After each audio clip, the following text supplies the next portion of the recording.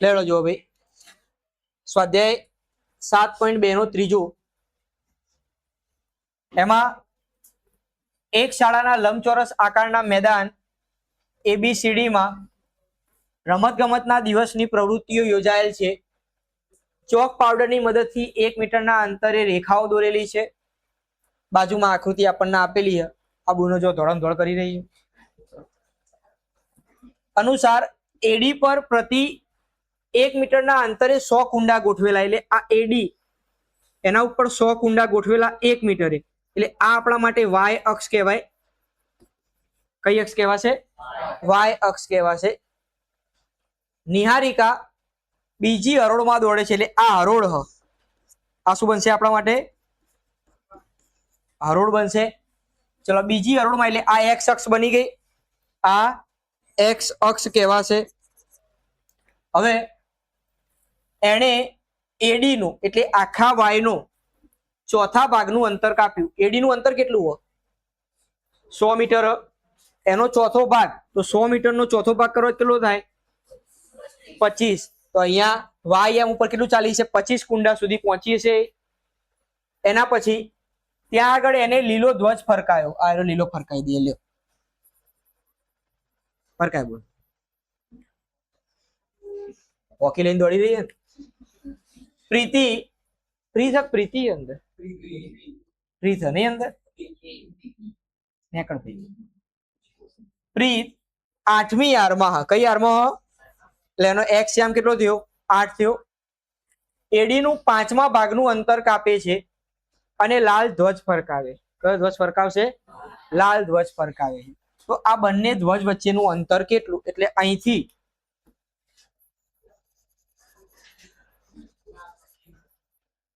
આ બે વચ્ચેનું અંતર આપણે શોધવાનું. આ કોણ હતું? નિહારિકા હતી. નિહારિકાનો એન અને પ્રીતનો પી. તો એનપી વચ્ચેનું આપણે અંતર શોધવાનું થાય. અંતર સૂત્રની મદદથી ગણી શકાશે. તો લખી દઈએ. અહીં આ ભાગ જે આપણને આપેલો રહ્યો હરોળ, હરોળ એ આપણા માટે કઈ બનશે? હરોળ એ એક્સ અક્ષ થશે. હરોળ કઈ અક્ષ થશે? એક્સ અક્ષ થશે. તથા એડી એ શું કહેવાશે? વાય અક્ષ. હવે પહેલું નિહારિકાએ કઈ હરોળમાં દોડે? નિહારિકા બીજી હરોળમાં કાપેલ અંતર અહીંયા લખી દઈએ. એડી બરાબર કેટલું હોય? 100 મીટર. એડી કેટલું આપણા જોડે? 100 મીટર. નિહારિકાએ બીજી હરોળમાં કાપેલું અંતર, બીજી હરોળમાં કેટલું અંતર કાપે? એડી ના ચોથા ભાગનું. તો એડી એનો ચોથો ભાગ. એડી બરાબર કેટલું આપણા જોડે? 100. એનો ચોથો ભાગ 25 થશે. તો માટે નિહારિકાનો જે ધ્વજ ફરકાયો એના યામ લખવા હોય તો એન ના યામ કયા થાય? એન ના યામ હરોળ કહીએ બીજી, એટલે એક્સ અક્ષ 2 થશે અને વાય અક્ષ ઉપર 25. તો નિહારિકાના યામ કયા થયા? 2 અને 25. એના ઉપરથી નિહારિકાનું સ્થાન મળી જશે આપણને. ચલો એના પછી બીજું કોણ? પ્રીતે કઈ હરોળમાં કહ્યું આપણને? 8મી હરોળમાં કાપેલ અંતર એ કેટલું હતું? તો કે એડી નો 5મો ભાગ. એડી નો કયો ભાગ કયો આપણને? 5મો ભાગ કયો. એડી આપણી પાસે કેટલું હોય? 100. એનો 5મો ભાગ એટલે 20 મીટર. હવે એના માટે યામ લખવો હોય તો પી 8મી હરોળ એટલે એક્સ યામ થયો આપણા જોડે 8 અને વાય યામ 20. આ બંને વચ્ચેનું અંતર શોધવાનું થાય. કયું? જુઓ આપણને અહીંયા બંને ધ્વજ વચ્ચેનું અંતર એ અંતર સૂત્ર પરથી મળી જશે. બંને ધ્વજ વચ્ચેનું અંતર NP બરાબર, ચલો અંતર સૂત્ર શું હતું આપણી જોડે? x1 માઇનસ x2 નો સ્ક્વેર વત્તા y1 માઇનસ y2 નો સ્ક્વેર. ચલો x1 માઇનસ x2 એટલે 2 માઇનસ 8, 25 માઇનસ વર્ગમૂળમાં 2 માઇનસ 8 નો વર્ગ 25 માઇનસ 20 નો વર્ગ. 2 માઇનસ 8 માઇનસ 6 નો, 25 માઇનસ 20 25 નો, ચલો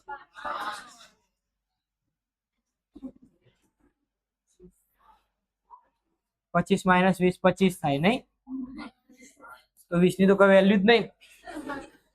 જુઓ તો 6 નો વર્ગ 5 નો વર્ગ 25 ને 36 વર્ગમૂળમાં n થી p વચ્ચેનું અંતર મળી ગયું.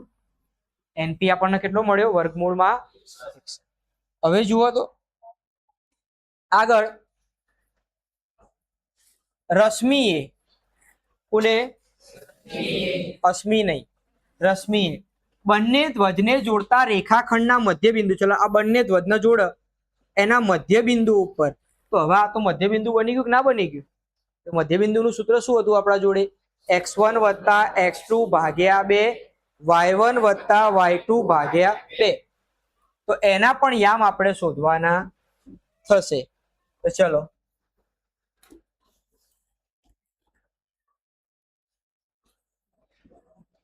રશ્મિએ કોણ કોણ હતું આપણા જોડે? નિહારિકા અને પ્રીતના ધ્વજના મધ્યબિંદુ પર કયા રંગનો ફેલાયો? વાદળી ધ્વજ લગાયો કે લગાવવાનો કીધો? જુઓ તો ફરકાવવાનો હોય, ફરકાવવું હોય તો મધ્યબિંદુ, રશ્મિનો આર કહી દઈએ, આર ના યામ સૂત્ર શું આપણી જોડે? x1 વત્તા x2 ભાગ્યા 2 y1 વત્તા y2 ભાગ્યા 2 એટલે 2 વત્તા 8 ભાગ્યા 2 અને 25 વત્તા 20 ભાગ્યા 2 વત્તા 8 ભાગ્યા 2 25 વત્તા 20 ભાગ્યા 2. 2 અને 8 10 ભાગ્યા 2 45 ભાગ્યા તો 5 અને 22.5.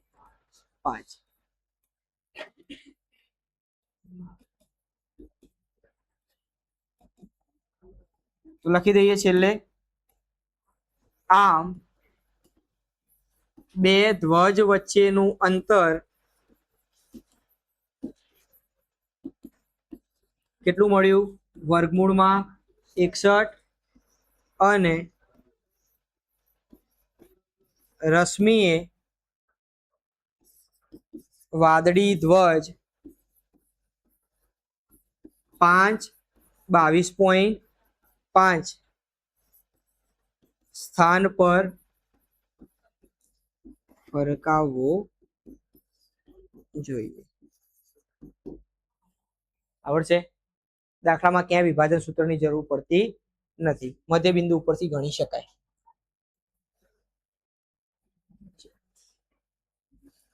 -3 10 અને 6 -8 ને જોડતા રેખાખંડનું -1 6 એ કયા ગુણોત્તરમાં વિભાજન કરે? ભાઈ કયા ગુણોત્તરમાં વિભાજન કરતું છે ખબર હે તમને? ના. તો અહીંયા શું લખી દેવાનું? ધારો કે આપેલ બિંદુ કયા ગુણોત્તરમાં? m1 જેમ m2 ગુણોત્તરમાં વિભાજન કરે. આવો દાખલો આપણે ઉદાહરણમાં ગણેલો આવો દાખલો.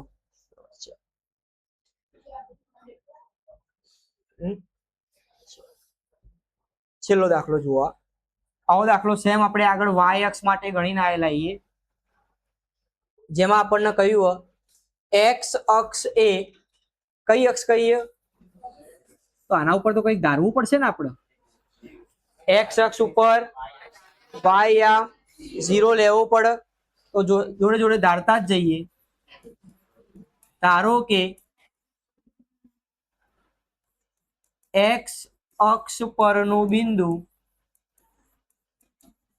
કયું લઈશું આપણે? પી. એક્સ અક્ષ ઉપર કયું આવે? x0 એ કયું આપ્યું? 1 - 5 અને b - 4 5 ને જોડતા રેખાખંડ AB નું ચલો ગુણોત્તર પણ આપણને આપેલો. તો આપણે આવું જ્યારે બંને શોધવાનું આવે ત્યારે કયો ગુણોત્તર લેવાનો કયો? k/1 કહેલું. કયો કીધું તો? k/1 ગુણોત્તરમાં વિભાજન કરે. કયા ગુણોત્તરમાં?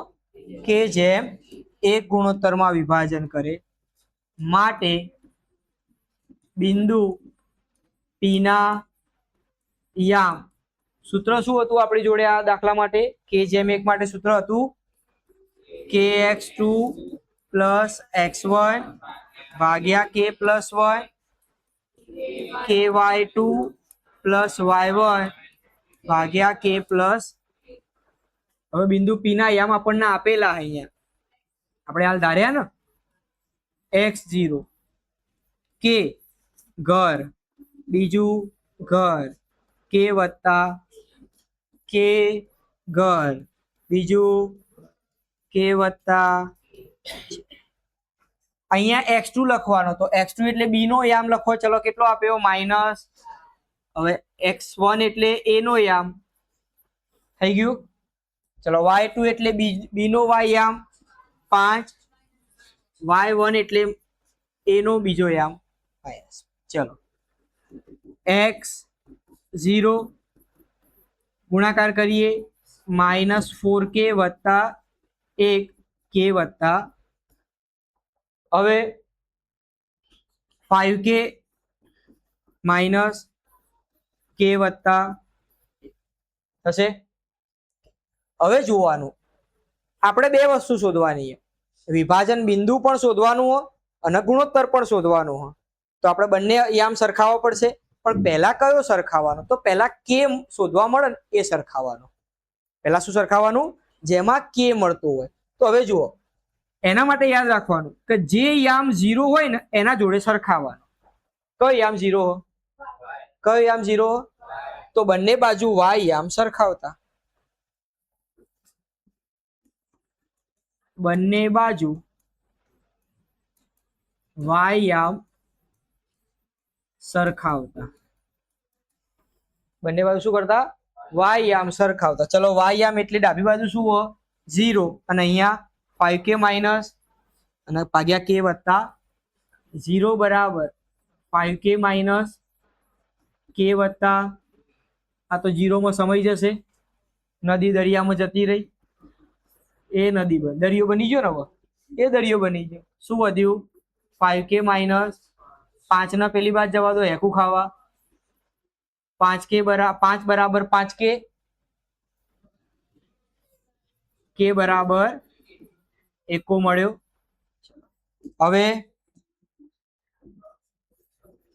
બંને બાજુ x યામ સરખાવતા. x યામ સરખાવો. x બરાબર -4k વત્તા ભાગ્યા k વત્તા x બરાબર -4k વત્તા ભાગ્યા k વત્તા લઈ જાઓ પેલી આસુલા લઈ જવું. k ની કિંમત મૂકી દઈશું ને આપણે. -4 k કેટલો લાયા આપણે? 1 વત્તા 1 ભાગ્યા k ની જગ્યાએ +1 માઇનસ +1 ભાગ્યા 2 -3 ભાગ્યા. તો આમ x અક્ષ પરનું બિંદુ x યામ કયો મળ્યો?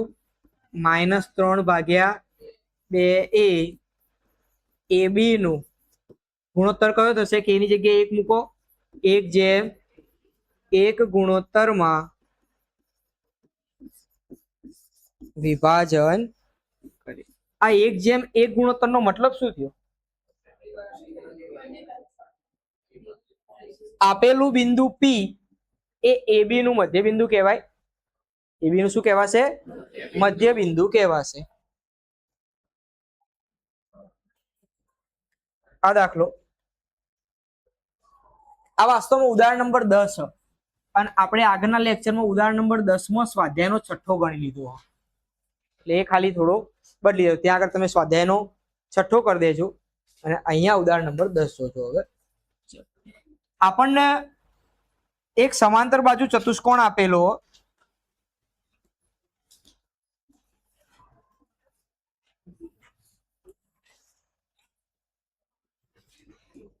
એમાં આપણને એના યામ કેટલા આપ્યા? એના યામ 6 1, બીના યામ કેટલા આપ્યા? 8 2, છીના યામ 9 4 અને ડીના યામ P3. ચતુષ્કોણ કયા પ્રકારનો? સમાંતર બાજુ ચતુષ્કોણ કયો? તો સબાચના વિકર્ણો પરસ્પર દુભાગે. સબાચના વિકર્ણો પરસ્પર ચતુષ્કોણ ABCD એ સબાચ છે અને સબાચના વિકર્ણો પરસ્પર દુભાગે. તો પહેલો વિકર્ણ કયો થશે? AC નું જે મધ્ય બિંદુ હશે એ જ કોનું થશે? BD નું મધ્ય બિંદુ. AC નું મધ્ય બિંદુ લખવું હોય તો AC માટે આપણે અંતર સૂત્ર વાપરવું પડશે. ચલો A માટે જુઓ, 6 - 9 મધ્ય બિંદુઓ, સોરી અંતર સૂત્ર ક્યાં વાપરવાનું? 6 + 9 ભાગ્યા 2, 1 + 4 ભાગ્યા 2. એ જ રીતે જમણી બાજુ 8 + P ભાગ્યા 2, 2 + 3 ભાગ્યા 2. આ મધ્ય બિંદુના સૂત્રો જોઈ લઈએ આપણે. ચલો બંને બાજુ 9 6 ભાગ્યા 2, 4 ને 1, 8 + P ભાગ્યા 2, 3 ને 2. જોઈ લો બંને બાજુ y આમ તો સરખા આવી ગયા. આપણે P શોધવાનો તો કયું સરખાવવું પડશે? x યામ સરખાવવું પડશે. બંને બાજુ x યામ સરખાવતા બંને બાજુ x યામ સરખાઈએ તો 15 ભાગ્યા 2 બરાબર 8 + P ભાગ્યા 2. 2 ઉડી છે ડાયરેક્ટ. 8 ને પેલી બાજુ જવા દો તો 15 - બરાબર તો 7 વધ્યા. P ની કિંમત કેટલી મળી આપણને? 7 મળી.